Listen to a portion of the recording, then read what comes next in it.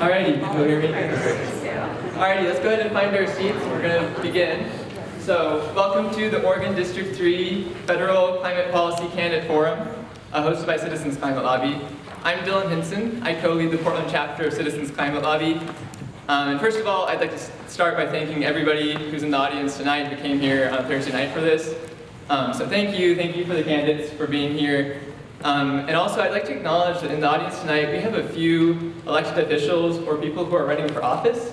So if you're an elected official or if you're running to become an elected official this year, go ahead and stand up so people know who you are. Thank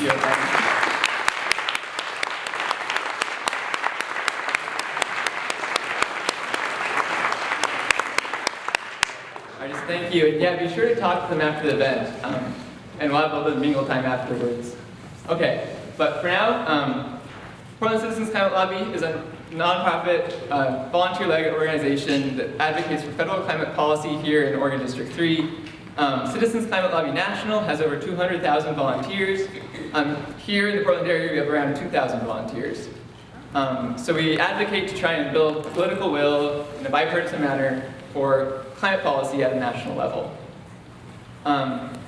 Citizens Climate Lobby is nonpartisan, and the candidates and the moderators are also nonpartisan. So as such, tonight's event is a forum, not a debate. We ask that the audience doesn't hold up campaign signs and that you save your applause for the end. And we don't endorse or support any specific campaign or political party. All right, so our moderators tonight are KGW Chief Meteorologist Matt Zaffino,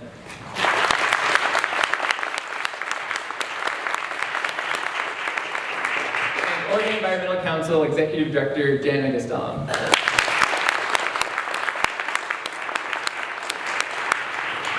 So Matt Zaffino has been forecasting the weather for the past 33 years. He's an avid outdoors person, and he loves skiing. He also takes his opportunity as a weatherman to educate the public about climate change and let them know how it's impacting our community. Jana Gastellum is the Executive Director of Oregon Environmental Council. She also used to be the head of the climate program for Oregon Environmental Council. And in that role, she was essential in advocating for climate policy here at Oregon and has passed many important pieces of climate policy. So with that, I'll pass it over to Matt to begin the forum. Thank you. Dylan, thank you very much. Appreciate it.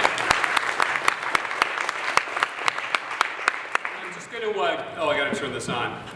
You'd think I was a professional or something. I'm going to, let's see, how about that? Oh, it was working. Yeah, it was working. Okay, good. Yeah. All right, we're good. Okay, cool. So I'll just go over the rules here real quick, and then we will get started with our two candidates. Each candidate will have 3 minutes to introduce themselves, and we have prepared questions that we will ask, and we will alternate between the candidates. Both candidates will each answer all the questions. We'll alternate which candidate goes first.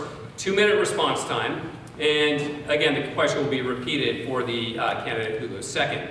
The prepared questions were developed by CCL volunteers based on federal legislation currently introduced in Congress.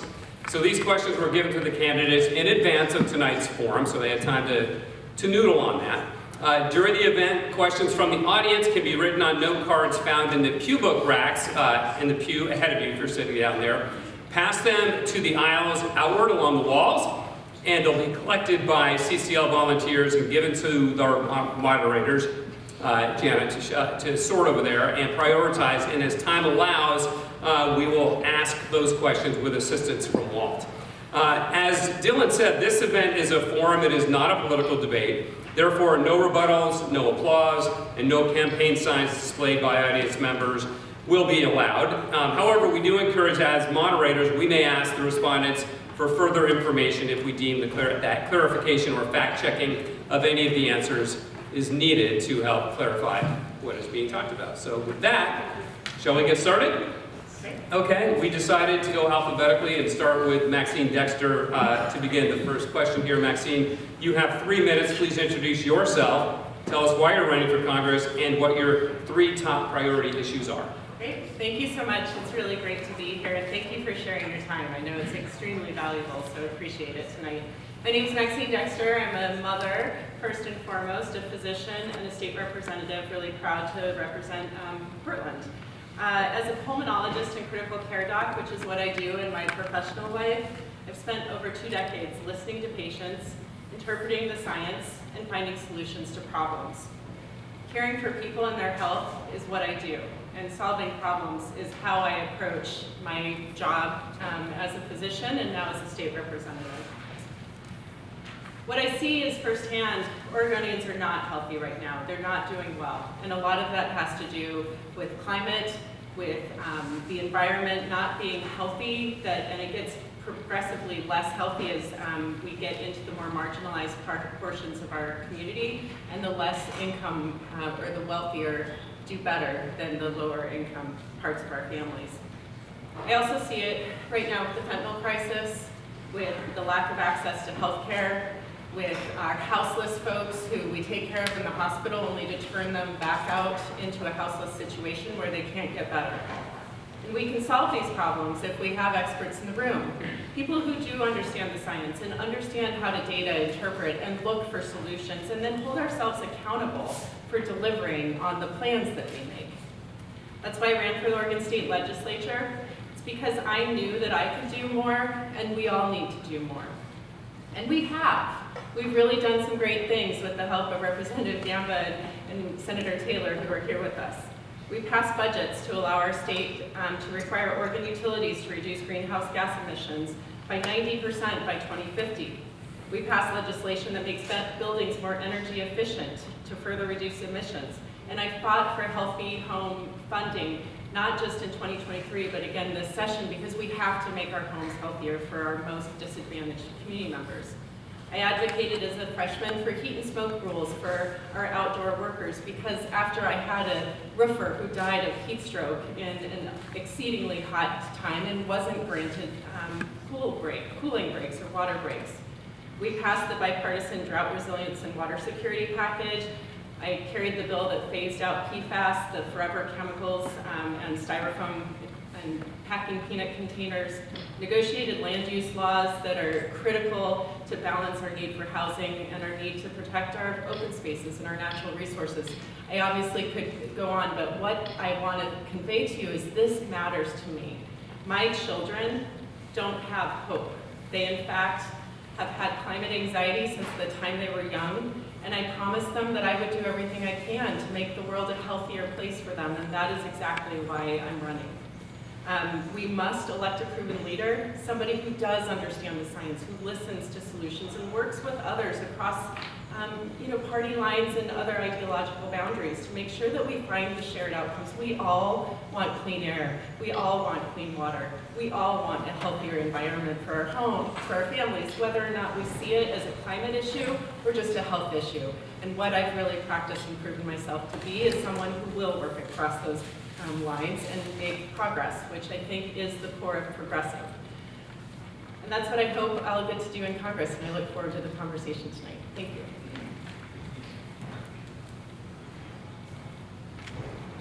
Good evening, everyone. It is so good to be here. I am Susheela Jayapal.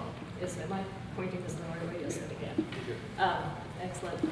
So I have lived in this district for 30 years, raised my kids here, but originally I'm from India. I was born in India, came to the US when I was 16 to go to college. My parents still live in India. They're now 84 and 94 years old. They've never wanted to move here. And when they sent me and then my sister here, they knew that they would be growing old without us. So part of what has motivated me for, throughout my various professional lives, and I've had several, has been this desire to pay it forward. A recognition of the sacrifice that they made, which is a sacrifice that families all over the world make every day for their children. So I've lived in the district for 30 years. I have been a lawyer here. I have practiced law as a litigator and then as the head of the legal department at Adidas America.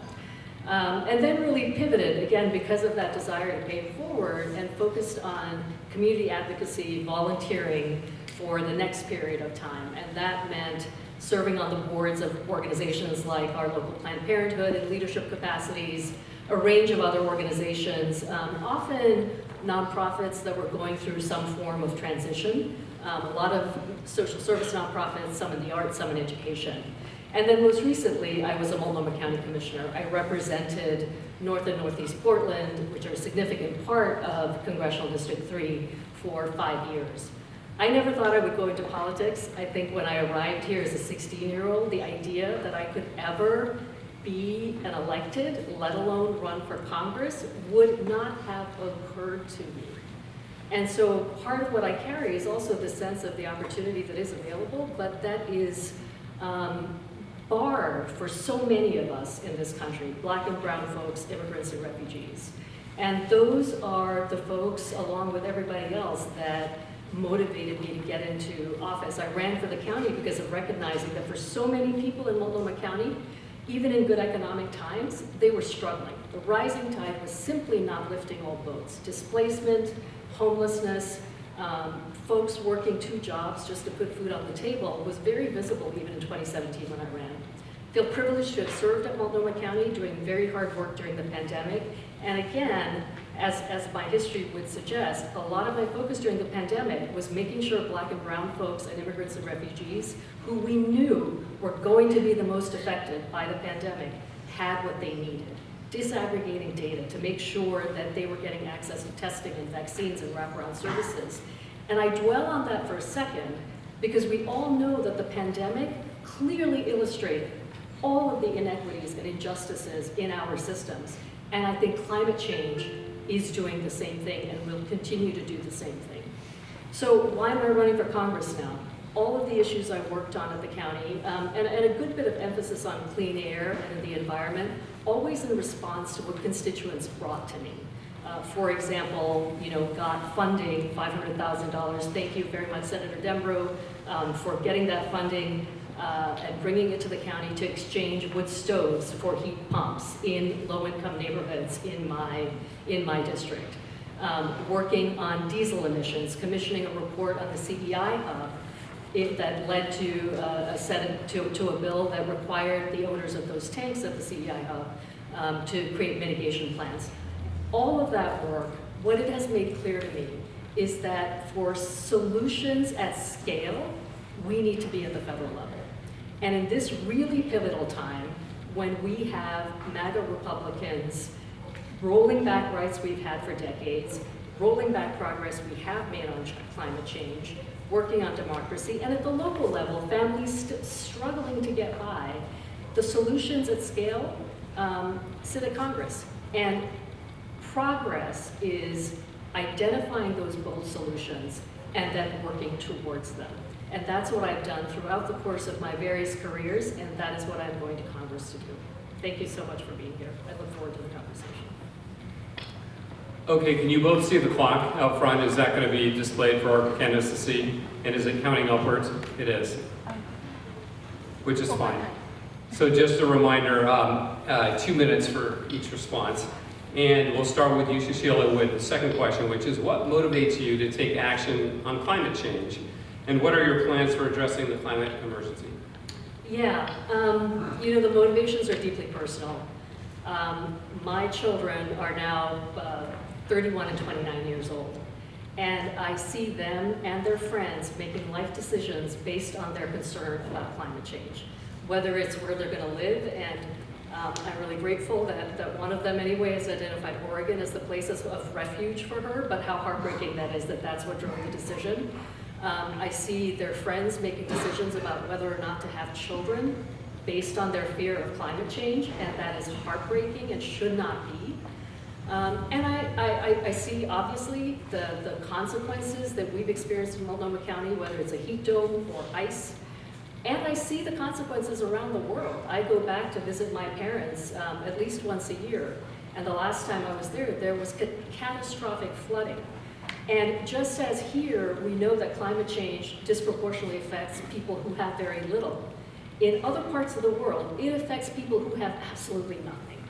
And so there were people who live in huts at the best of times who had their huts washed away. So it is personal to me in a very global way. That's what motivates me. And in terms of plans, You know, I mean, at the macro level, we have to move away from fossil fuels. We have to stop building fossil fuel infrastructure. We've got to develop renewable energy. We've got to create energy efficiency because it's not enough just to move away. We also have to use less. We've got to create resilience. And we've got to do all of those things with a laser focus on justice and on a just transition and on those who have not profited from our economy, our extractive economy. We've got to make sure that they're the ones who benefit as we make this transition and that we create resilience for them. So those are the things that I would work on. Okay, thank you very much. Shall I repeat the question? Yes, please. No problem, yeah. What motivates you to take action on climate change, and what are your plans for addressing the climate emergency? Okay, thank you. The motivations are my family, my patients, and my constituents. And I'll tell you more about my plans after I summarize why. My children are growing up in a world where they don't believe that the climate is going to offer them a healthy life and a healthy future, and they are too deciding not to have children. They're young, 17 and 20, so there's still time to change that.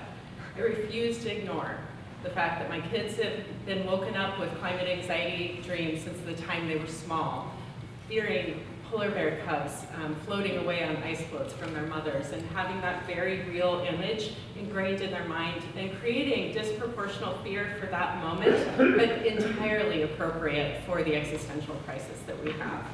My patients. We are seeing that my patients who are exposed to particulate matter in the air have disproportionate risk for asthma, for cancer, for stroke. When the particulate matter with the wildfires was in the air, we were overwhelmed with patients in acute crisis in the hospital.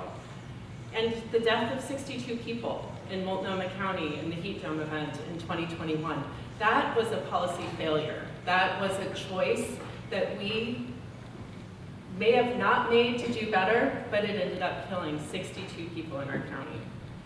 The plans, we need to transition to 100% clean energy without question, and we need to decarbonize our economy. We have to invest immediately in smart transmission. Where green energy is being made, we need to get it to the areas that need it. We have to double down on habitat preservation, investing in clean domestic manufacturing to make Oregon and our supply chain resilient and most close to home. And we have to hold corporations accountable for what they're doing to our air and our water and making sure they're paying their fair share. Thank you. Susheela used a word in one of her previous responses that I think is pretty important. So I'm going to ask each of you to elaborate on that. And that word is scale. So what do solutions at scale mean to you? And then the question that follows is, Oregon District 3 is one of the most progressive districts in the country. However, and this goes to scale, finding solutions to big problems like climate change requires compromise in building bipartisan deals in Congress. So in your mind, what are the biggest barriers to bipartisan legislation, and what skills and experience do you bring to building support for such legislation? Great. So I'll try to define scale quickly because I have a 2-minute answer plan. So scale, in my mind, is making sure that the intervention is consistent with the breadth of the problem. And when you do pilot projects or when you do studies, you learn and then you scale those learnings to the appropriate level. And I think it's really important that you understand as a scientist when you're doing these studies whether it's broadly relevant. And that is a problem that we have when we do one intervention one place, it may not work everywhere. So scaling is not just important for how many people need it, but whether or not the situation is appropriate to that answer. I think that I'll also jump because I want to make sure Let's give you an extra 40 seconds since that's what it took to answer that question. The same for you as well. Thank you, I appreciate it. I think some politicians aren't trusted, right? I think that what we absolutely know is that when you build trust in relationships, you can work together.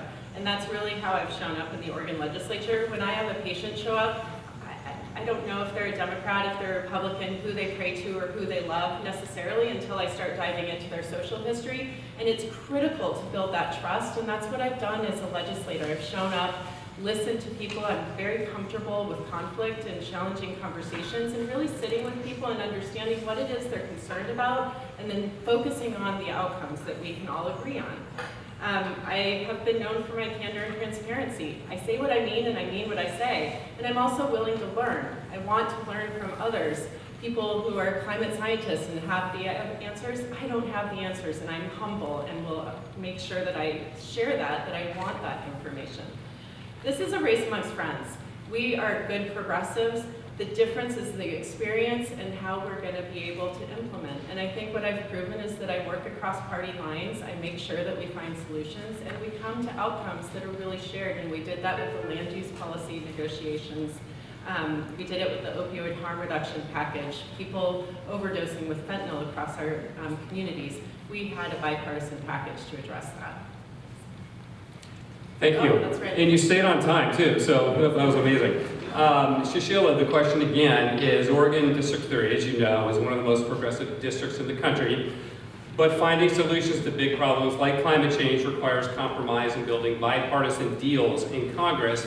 So what are the biggest barriers to bipartisan legislation, and what skills and experience will you bring to building support for such legislation? Yeah, thank you, and I guess I'll answer the scale piece as well Sure. to begin with.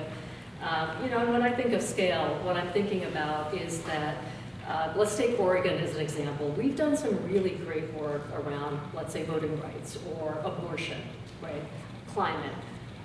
But in order for the solutions that we've implemented here to really be sustainable, they have to be implemented at scale. In other words, we can't, in many of these areas, we can't have, we have to have a nationwide approach to the challenges that we're facing. So that's what I'm talking about at scale. And of course, we pilot things, we try things, but ultimately, to make the change that we need, it is going to have to be at scale. So that's what I'm talking about with respect to scale. Look, I think the challenges of tackling climate change are primarily political. They're primarily about political will. They're about the corrosive forces in our politics, like money in politics, and the impact that that has on positions that politicians do or don't take. They are about also the conflict in a very divided Congress. So those are, I think, the challenges here. And in terms of, you know, how I approach problem solving, which a lot of this is, my life here in the United States has been about bridging difference. I came here as a 16-year-old immigrant. I had to bridge a lot of difference to survive and continue and thrive. My experience at Adidas, I was the youngest person on the executive committee. I was the only woman, and I was the only brown person, the only person of color on that executive committee. That required me to work across difference in the most complicated ways. And then my experience as a county commissioner, similarly, you know, I think that my approach is to be really clear about my values. I'm very clear about my values. And I'm always looking for common ground. And what that means is there's a portion of the population with whom it's going to be very difficult to find common ground. And I think this is a reality that we need to face. There are Republicans who simply do not believe that climate change is a human-caused threat. And we're going to have to advocate and advocate. That's what it's going to take. It's going to take advocacy to change those lines, potentially. So there are some folks with whom the values piece is really difficult. And then the vast majority of folks, I believe, we can find common ground with. And an example of how that, you know, there are many projects I could describe, but the one I like best is last summer, I did an exchange with a county commissioner from Union County, rural county. He came here, I went there. And despite our many political differences on some issues that are third rails of Oregon politics, we found common ground. So I think that's how you do it. True to your values, open to common ground, authentic, sincere, and curious. Great. I'm glad you wrapped it up because I really didn't want to interrupt you. I'm sorry, I just saw the timer. It's all good. Okay, the next question we'll begin with you, Susheela. The primary focus of the Citizens Climate Lobby is putting a price on fossil fuel pollution through a carbon fee and a dividend. And the concept would place a gradually increasing price on fossil fuels at the point where they are brought out of the ground or imported into the country. The collected fees would be returned to Americans as a monthly cashback. So what is your opinion of a price on carbon with monthly cashbacks? Yeah, and you know, I actually identified carbon pricing as one of my top policy priorities in an interview that I just had with a reporter. It's in everything, all hands on deck, all approaches, whichever cliche or metaphor that we choose to use, right? There's not one strategy that's going to solve all of the pieces to a just transition and a transition away from fossil fuels. But we have to reduce demand. You know, I mentioned earlier in terms of what my approach is that it is about moving away from fossil fuel consumption, stopping the development of new fossil fuel infrastructure, and a piece of moving away is the demand side. And I think that pricing structures of various kinds, and the one described as one, is absolutely an important tool in affecting the demand side. You know, I think important to that, and dividend, I assumed tries to get to this, important to that is making sure, again, that we're not harming the people who are most affected by climate change and who would find it most difficult. For example, you know, if we're going to be pricing all carbon usage and making sure that folks who have trouble with transportation, that we've got a structure that really protects them. But I think that it's absolutely one of the tools available to us. Thank you. Maxine, I'll repeat the question for you. The primary focus of the CCL is putting a price on fossil fuel pollution through a carbon fee and dividend. And the concept would place a gradually increasing price on fossil fuels at the point where they're brought out of the ground or imported into the country.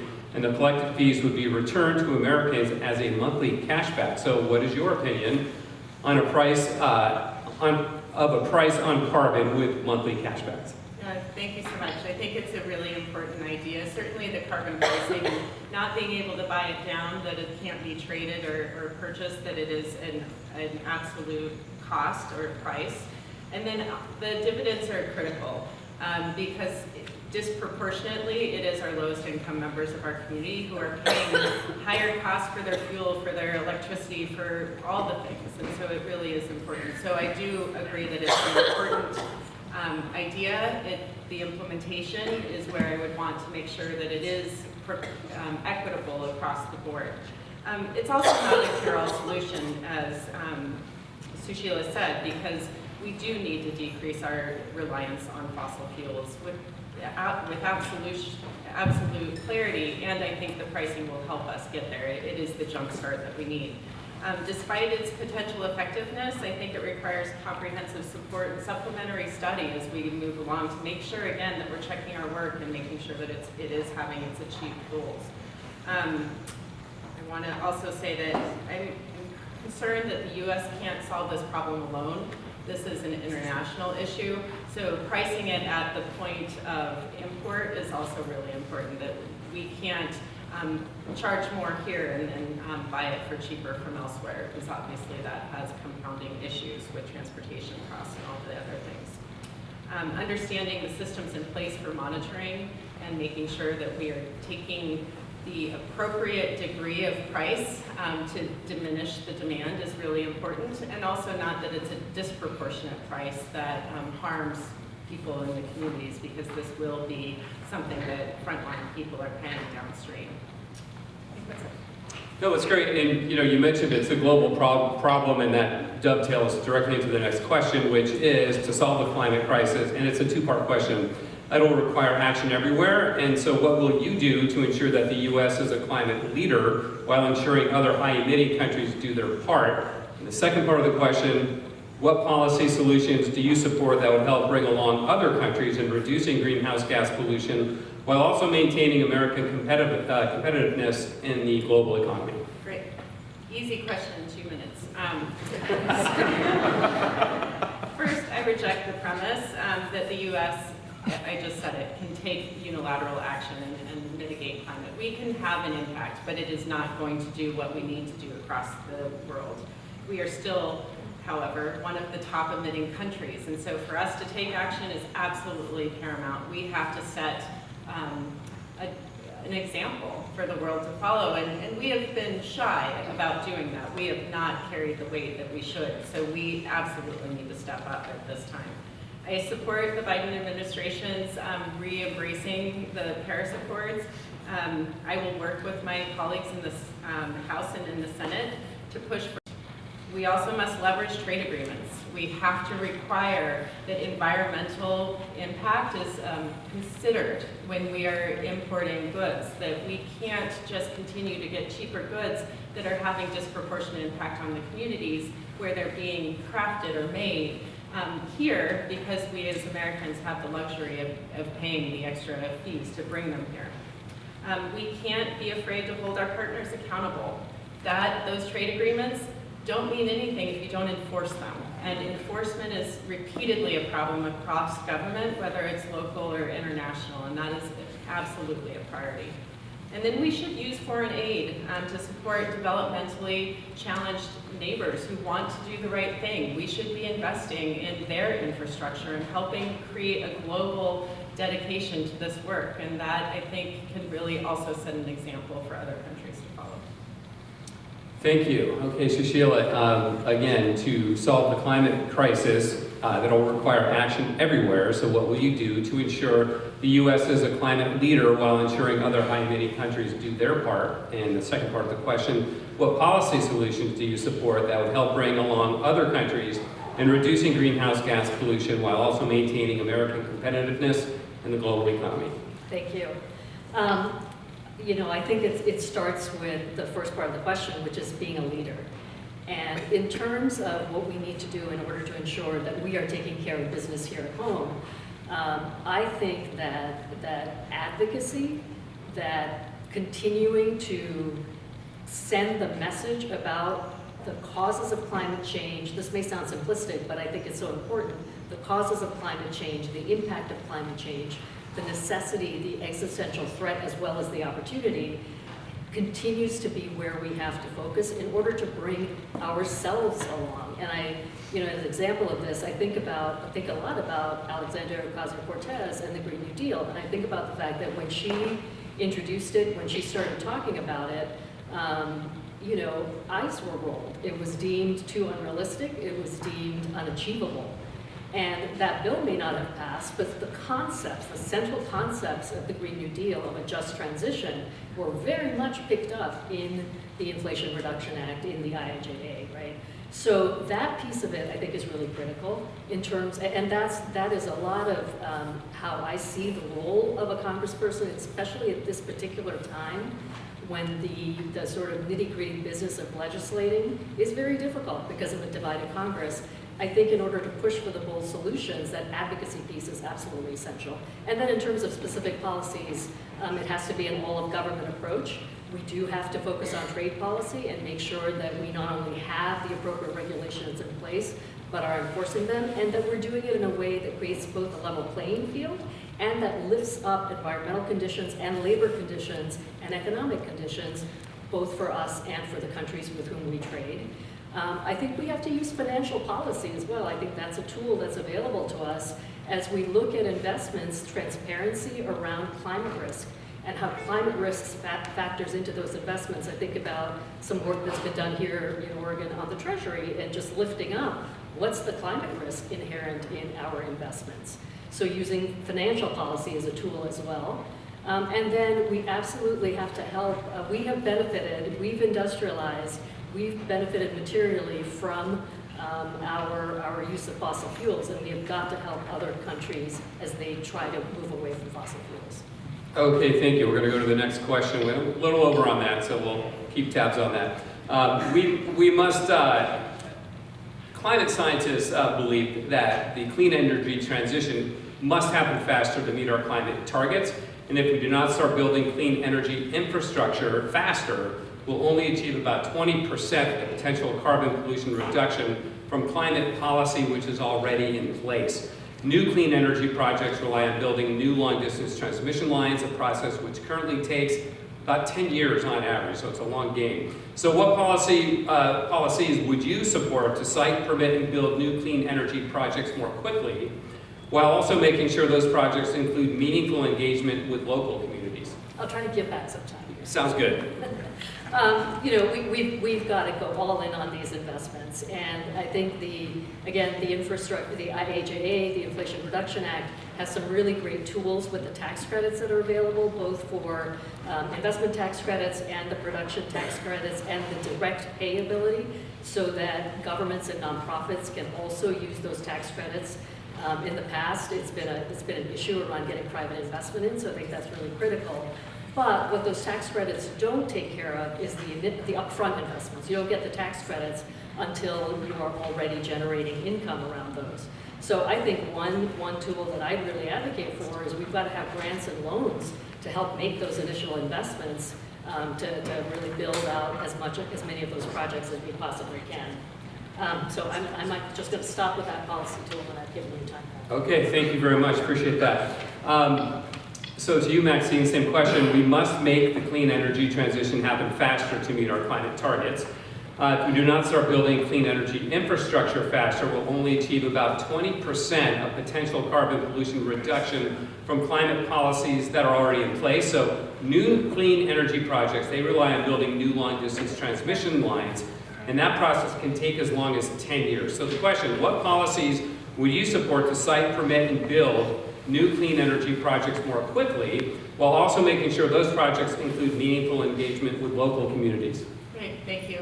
So Representative Jana actually taught me about the importance of upgrading our transmission, and that is a paramount first step in many ways, because if we're doing the clean energy production but we can't get it to where it's needed, it's really a failed investment. So that is absolutely something that we have to expedite the investments as well as the permitting for that. I think another really important blueprint that we established in this last session was really championed by Representative Graber and many others, House Bill 4080, which created a blueprint for offshore wind, making sure that it builds capacity for our home workforce, keeps our labor laws that are more generous to our workers and more protective of our workers here in Oregon than the federal laws. So we made sure that our Oregon laws are maintained. We made sure that the capacity, like we're not going to drop in workers to build it and then go away. We're going to make sure apprenticeships are here and that our labor force is built up around it. We also made sure that all of this, the people who really have a stake in this, the partners in the community, the environmental groups, the fisheries, whatever the different sectors are, have a seat at the table to make sure that this is an agreement that is robust but also durable. It has to work, and nothing about us without us. Everyone has to be at that table, and I think that's a really important blueprint for all of these investments we're going to do. We must require that early community engagement. We have to provide adequate funding. The Federal Energy Regulatory Commission and the North American Electric Reliability Corporation, the EPA, there's so many acronyms that we were trying to not use, but it takes a lot of time to say it. We need these regulatory agencies to address the staffing issues and the time that it takes to permit. This is something across the board that has to happen. And we need policy preferences for projects that enhance biodiversity and preserve the ecosystem, because putting our values, a budget is a values document. We have to put our values first and foremost in our budgets and make sure that it's a win-win as we invest. Thank you. This next question has a shorter preamble, and the question is shorter as well. Healthy forests are natural climate solutions, and they're very important for sequestering carbon pollution and also cooling our urban and rural areas. So what policies should Congress pass to combat deforestation and promote natural climate solutions, both domestically and worldwide? Great. Yeah, the worldwide we don't have as much influence over. I'll start there, but we definitely do with trade policies and foreign aid and that aid that I was talking about for countries that are trying to do the right thing. That should be where we use it. As a short-term solution, we need economic incentives. Unfortunately, money is how things work, and so we need to make sure that there's incentives to protect forests.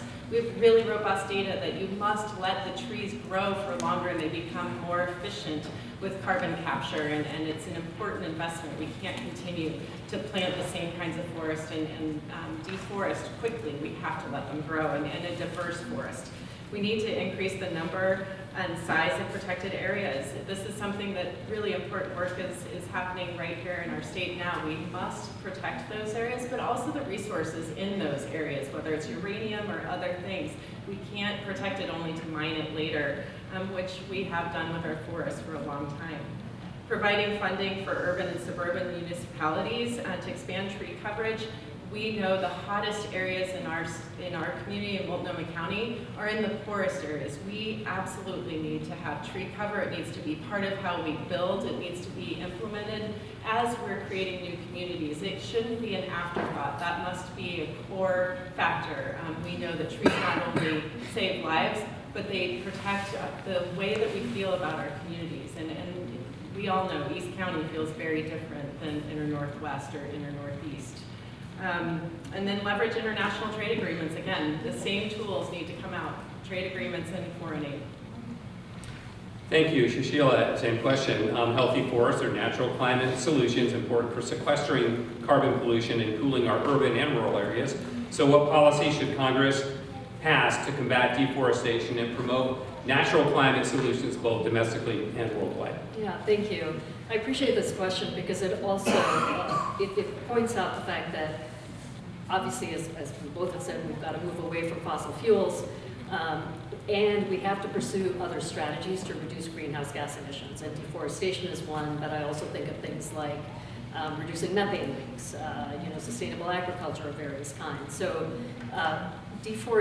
our forests are so important, not only for climate change, clearly so important for climate change, but for ecodiversity, for indigenous communities, and preserving ancient cultural practices and ecosystems. So absolutely a critical piece of the work. And I think that, again, it's the all of the above approach. It is protecting existing forest lands through regulation. It is working with local communities to figure out how they're using their forests, and to the extent that we are affecting their practices, what are the economic effects and how do we mitigate for some of those consequences. And then in terms of internationally, it is, again, using trade, using financial investments to incentivize the preservation of forest land, and to look at the consumption practices that are leading to deforestation around the world. What are the products that we consume that are consumed around the world that are leading to deforestation, and how do we address those as well? Whether in terms of incentives to move away to production of a different kind, or in terms of trade policy that affects our import of those products. Excellent, thank you. The next question starts with a simple question. How do you define climate justice? And if you can please describe a public policy project involving climate justice in which you've been a part of, and how you would apply the process to developing and passing federal climate policy. Such an important question. I think I probably defined climate justice in one of my earlier answers, but I define it as simultaneously protecting frontline communities from the existential risk of climate change, creating resilience in the communities that we know are going to be most affected. And that is, whether it's domestically in District 3, East County, parts of North and Northeast Portland as well, or internationally, as I mentioned, the most vulnerable communities, making sure that they are protected. And justice is also making sure that the economic opportunity that we know comes with this transition, first and foremost, benefits those frontline communities, that the jobs are available to those communities, that they are good jobs with good standards. And so those are the two sides of the equation. And always not simply bringing the affected communities, vulnerable communities to the table, but having them center and run the table. That's what justice means. And one example, in my district, there's a glass recycling plant. It's Owens Brockaway, I believe is the name. And a couple of years ago, community members came to me and said, this is the Cully neighborhood, which is part of my county district.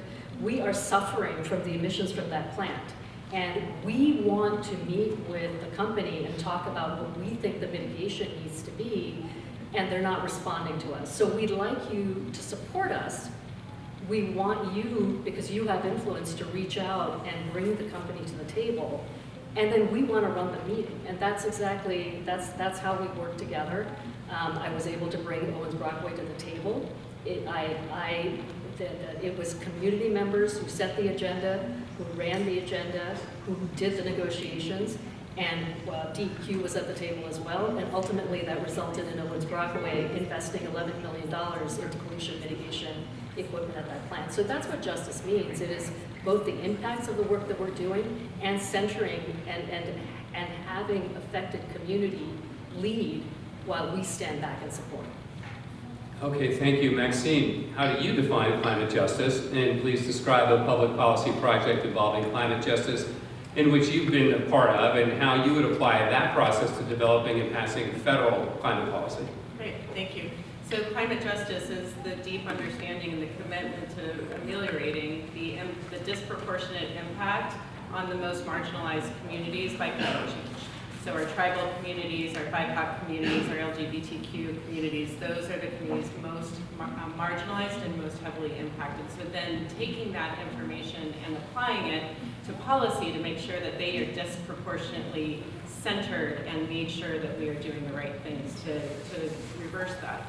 As a pulmonologist, again, I take care of people with lung problems due to air quality issues most of the time. Either they're smoking it, inhaling it themselves, or it's present everywhere. The lungs are the only organ in the body, other than the skin, that is exposed. You can't protect it the way you can the rest of your system. And so lung issues are exactly where the impacts are for climate injustice.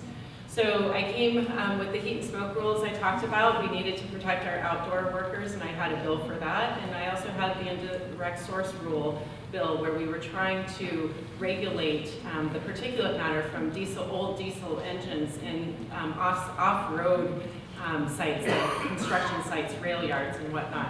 DEQ has the ability to regulate that, but they don't actually have the political will nor the investments. And so despite my naive and really inspired efforts, we didn't get that passed. But what we can do is make it at the federal level. The Clean Air Act needs to make sure that we underline the importance of clean air. And this is a bipartisan issue. Everyone understands the health impacts as well as the personal impacts.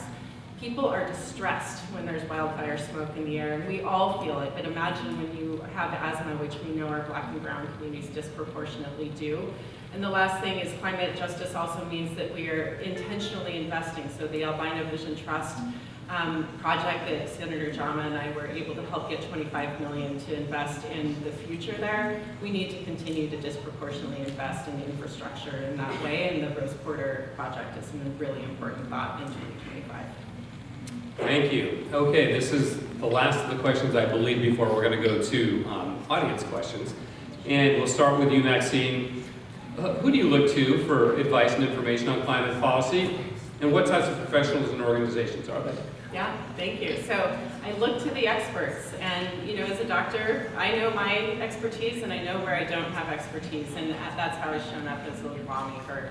When I was made housing chair, I do not know much about housing, but I do now, because I brought the right people to the table, and it's really convening the right people, and also the impacted communities. So it's not just about the experts, it's about the people who are impacted by the policy. I've been endorsed by doctors and scientists. It's because we do need people who understand it to be attacking climate change. I also understand when I'm looking at new scientific areas, I have to have humility.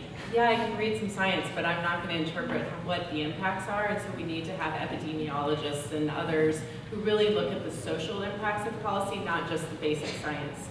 I primarily ground my policy advice from the work of experts, and I will continue to do that. And I am somebody who absolutely believes that a community-based idea is the best way to proceed, and it takes more time. You have to build trust, you have to build understanding, but if you can build that understanding and that collective will, we get durable policy passed. And the worst thing is to put a bunch of time into a policy that gets reversed the next time the House or the Senate flips. We have to make sure that we bring everyone to the table and move forward. And the professional types and organizations really depend on the issue. So if it's an air issue, there's going to be different groups than if it's a meteorological issue or, NASA. I think there's plenty of places. I know how to look them up. I just need to get them to the table. Thank you. Susheela, same question. Who do you look to for advice and information on climate policy, and what types of professionals and organizations? Thank you. I start with impacted community. All of the work that I've done around air and diesel, those have been primarily the environmental areas that I worked on at the county. All of that work has originated with community members, whether it was community members coming to me and saying, we've got wood smoke, can you do something about that? And that led to expanding the county's wood smoke ordinance. The example I gave earlier about Owens Brockway, work on indirect source that came out of the Park Rose neighborhood coming to me and saying, there is going to be a distribution facility here, can you support us in working on it? So I do think we consult the experts, and I think the people are the experts in their own lives. I think that's where the expertise begins. That's where we learn what the issues are that folks are facing. That's what we learn. That's where we learn what the solutions are that they are interested in. And then absolutely, there are professional experts as well. There are a wealth of advocacy and nonprofit organizations that work in this space. I am really proud to have been endorsed by every environmental organization that's endorsed in this race, from Friends of Earth Action to Food and Water to the Sierra Club. And I think those organizations provide the infrastructure, the resources, and the professional support to put community at the center in developing the solutions. Thank you. Appreciate that. Jana. I believe we have some audience questions from all of you out there. Thanks again for attending. This has been very informative. All right, do a little sound check. Can you all hear me? What an honor to be here tonight and with such incredible people on the stage. I will say this audience is very exceptional. The questions are excellent, and we don't have time for all of them. So what I've tried to do is think about questions that haven't come up yet, some topics, as well as focusing really on what Congress has authority over as well. And I will just say in my heart of hearts, I hope that in the future this really is a bipartisan forum as well. I think this issue does matter to everyone. The first question. 2 days ago, the Federal Energy Regulatory Commission, FERC, allowed the Canadian company TC Energy to begin construction on a new oil pipeline. FERC has a legacy of approving oil and gas pipelines. And despite objection from Oregon and Washington's governors and congressional delegation, this project is continuing to move forward. Louder. All right. Is this better? Thank you. So FERC has approved the build-out of another oil and gas pipeline. And the question here is, are you supportive of reforming FERC along the lines suggested by Senator Merkley to slow or stop the new build-out of fossil fuel infrastructure? And we'll start with you, Commissioner.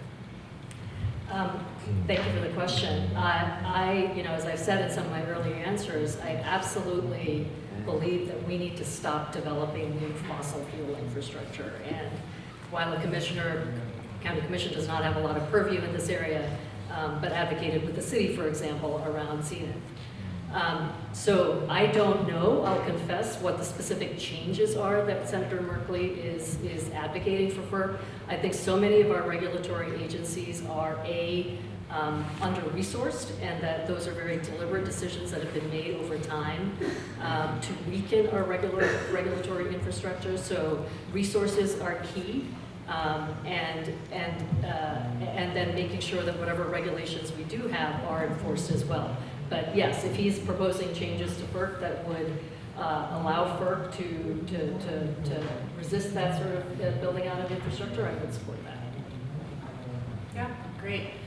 What I will first say is Senator Merkley's heart is always in the right place, and so I think if he's making these recommendations, they probably are grounded in good policy, but I agree, I don't know, been busy on the campaign trail, haven't heard the exact specifics, but would want to dig into that. I absolutely agree that our agencies are under-resourced. It's really hard to give them accountability if they aren't given the resources to do it. But also, we need the voters and the public will to hold us accountable. We see our youth being arrested in front of Vice President Harris's home. What we don't see is those youth voting as much, and it is changing, but we have to have them voting to make sure that they hold us accountable.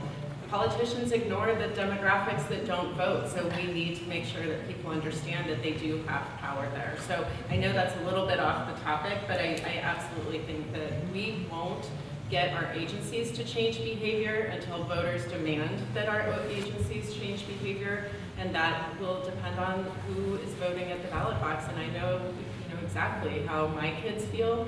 They do not want a new pipeline coming in, and my district, where the CEI hub is right now, is absolutely not going to be supportive of a new pipeline. And I hope that we can diversify our energy infrastructure in Oregon so it's not in one place in a liquefaction zone. Fossil fuel companies are investing heavily in plastics production. Plastics impact the climate, they impact our health, they impact waste and waterways. Would you be willing to support legislation to stop production of plastics? We'll start with you, Representative. Yeah, I love this question. My family has had a no plastics challenge every time we've grocery shopped since our kids were small. I've really tried to walk the walk, and it's almost impossible. You can find it in other countries though. So one thing is that our consumers again need to demand different packaging, and we dealt with this. We brought the to-go containers. You can bring your own containers to the store. I passed, with a lot of help, the bill that outlawed styrofoam and single-use plastic containers. So absolutely, we've already been doing that work, and it is critical. We're seeing the sea of plastics out in the middle of our oceans. It's killing our ecosystems. It's killing coastal communities and island communities across the world. Plastics is, without question, a huge problem. And I think people also need to understand that plastics is in everything. Those pods that we're throwing into our laundry and into our dishwashers, the things that we use when we go to get our coffee, we need to change our behavior. In Italy, when you go to the coffee shop, you don't walk away, you drink it there and you leave. We have to change our behavior and demand differently. Would you mind repeating the question? Yes, fossil fuel companies continue to invest in plastics as an outlet for their product, and that increases climate pollution. It has an impact on health, and I would add environmental justice communities, and it's also in our waste streams and our water. So would you support legislation at the federal level to reduce the production of plastic? Yeah, absolutely. I'm not going to repeat all of the ills. I think you've articulated them, Maxine, as well. It's absolutely clear that we need to regulate the plastics, and I would support that. I think that the other piece around fossil fuel companies is there's a range of places where, as they understand the risk that they are facing, they're simply moving to other channels in order to keep using fossil fuels and to keep continuing the build out of fossil fuel infrastructure. So I think there's a piece around this question that has to do also with holding fossil fuel companies accountable. Multnomah County sued the largest 15 fossil fuel producers in the world for their contribution to the heat dome that we experienced. That is an example of finding ways to hold fossil fuel companies accountable so that we are using all of the levers that we have. We're using regulation. We use culture change and demand side policies to persuade people to change their consumption habits. And then we also hold fossil fuel companies accountable for the consequences of their actions. And I think that's a tool that would be available to us here as well. Thank you. We're going to start with you, Commissioner, for this next question. What role would you say nuclear power plays in the transition from fossil fuels? And would you support ongoing federal investment in nuclear power? I do not support ongoing federal investment in nuclear power, and I'll offer that with a good deal of humility to say that this is an area that I'm really learning about. And so that response comes from a very layperson's perspective. But the layperson's perspective is that we know the risks of nuclear power, we've experienced the risks of nuclear power, and that we have the ability to make this transition without resorting to that form of power. And I'll go back to what I said earlier, that this is a political problem, not a technology problem. Obviously, we need technology changes and innovations in various respects, but at heart, this is a political problem and we can make this shift without resorting to nuclear power. And Representative? I had a similar sort of initial reaction when I was discussing this with somebody who knew a lot more than I did. And they got me to thinking a little bit differently about it. One, I grew up in the Northwest driving by the Whoops facility and thinking about all the investment that we did that then we left. And that felt like a failure. But what we have in science, I understand, is a lot more progress. And the things that we've seen from the failure of nuclear plants is very more than the science. I worry about the American public and how we regulate. Thank you. This next one is for you again, Representative. Does placing tariffs on lower cost Chinese electric vehicles hinder our progress towards a better environment? And should geopolitics be considered if our goal is to transition towards clean energy? Yeah, I think that this is an incredibly important question, especially because Representative Congressman Blumenauer has been so focused on trade. And so I've had a conversation with him somewhat about this, and what I know is that I don't know enough.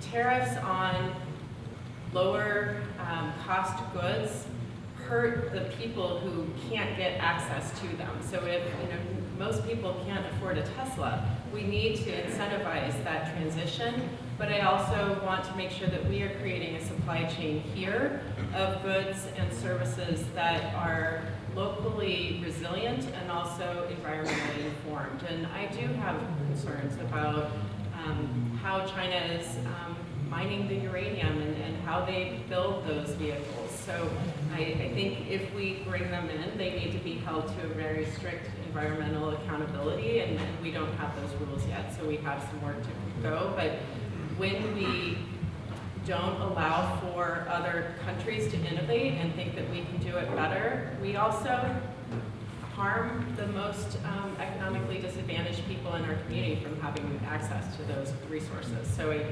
think this is a yes and. We have to be really thoughtful about it. And Commissioner?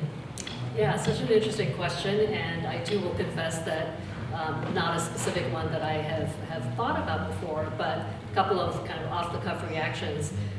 One is that we have to develop our own manufacturing infrastructure, and so this is another place where it's not a just one solution to a particular problem, but we have to invest in and develop our own manufacturing infrastructure so that we lower the price of the cost of EVs created here in the United States.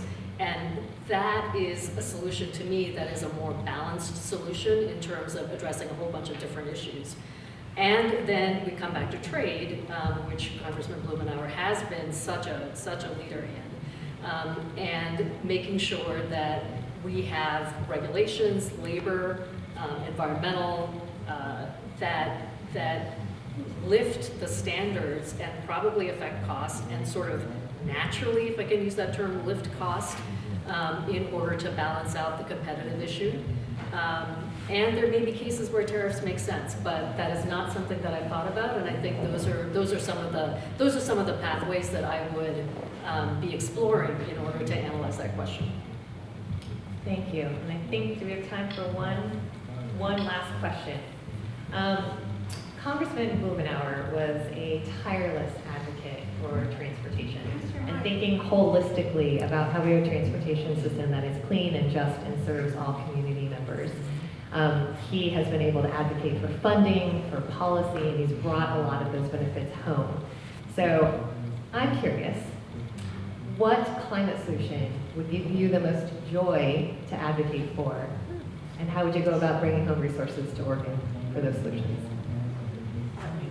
That's it. Remember who was first. I have two things. A high-speed rail system, I absolutely believe has to be paramount. We move too many goods on road. We need to decrease the on-road traffic, and high-speed rail is an investment that we can make. We also need to be able to travel. We need to learn to live without our single occupancy vehicles. And until we have high-speed rail that can get, our legislators from Portland to Salem in a timely fashion, we're not going to have people walking the walk. So that's number one. The The other thing, we have to decrease the number of freeway miles that are out there. They're not being maintained, they don't serve us well, and until we narrow it and people are inconvenienced, we won't have a decreased climate impact from fossil fuels or even the EV, which does create other infrastructure challenges due to the electrical demand.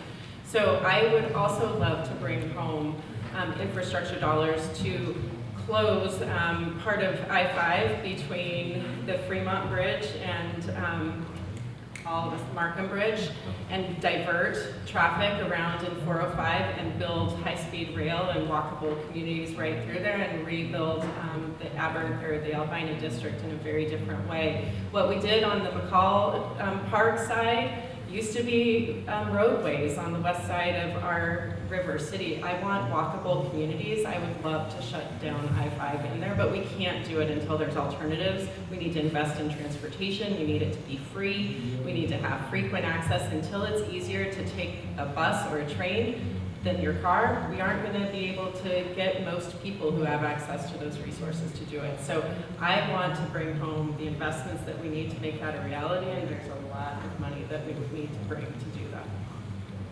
What would be your joyful climate advocate? And you did say joy, right? I'm I not did say actually joy. focus on joy. Okay. Going into this I group love it. I around love it. Love that. Yeah, two things. One, the Albina Vision Trust project. You know, I have been supporting that project, working with that team from the very beginning. I think it was probably when I'd just been elected, that I started talking to the folks at Albina Vision Trust, was able to advocate for the Blanchard building, PPS's building, which the county had a first right of refusal on. We gave up that right of refusal so that AVT could have that first right of refusal, and it now is going to buy the building. And what gives me joy about this project is that it is visionary. It talks about joy. If you look at their materials, they talk about joy. They talk about reknitting community.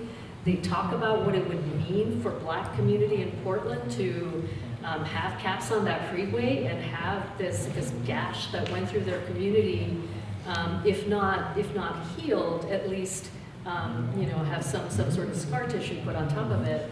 And the idea of a thriving, vibrant community in that part of the district absolutely gives me joy. And then the other, when we talked about deforestation, I don't know if any of you have read Overstory, book about trees and forests, right? Joy, trees, joy. And so I think about urban forests. I think about tree planting in urban neighborhoods and some of those heat islands in East Multnomah County and East Portland. There was an idea I read about a while back about like little pocket parks. You can have a very small space and you can create a park, a very dense ecosystem in that space, and it is going to have measurable impact on air quality, on climate, and it's going to create green, and trees give people joy, and so the idea gives me joy, but I think it would give the residents of this district a great deal of joy to have resources brought back for those two projects. Thank you. That concludes the audience question portion. And finally, I believe, would you like the closing statements or? Sure, yeah, but we can give them applause first. Okay, So.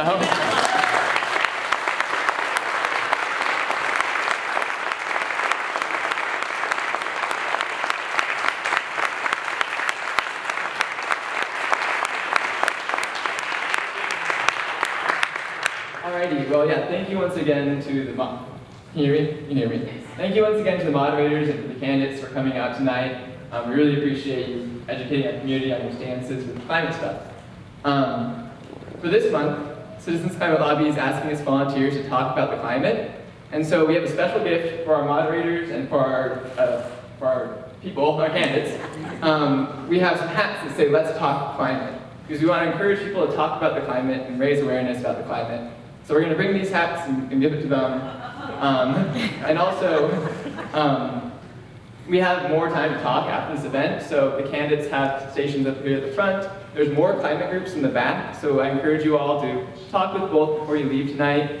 We have to be out of here by 9 p.m. sharp, and so help us by kind of leaving around 8:45. But until then, feel free to talk climate. Thank you all.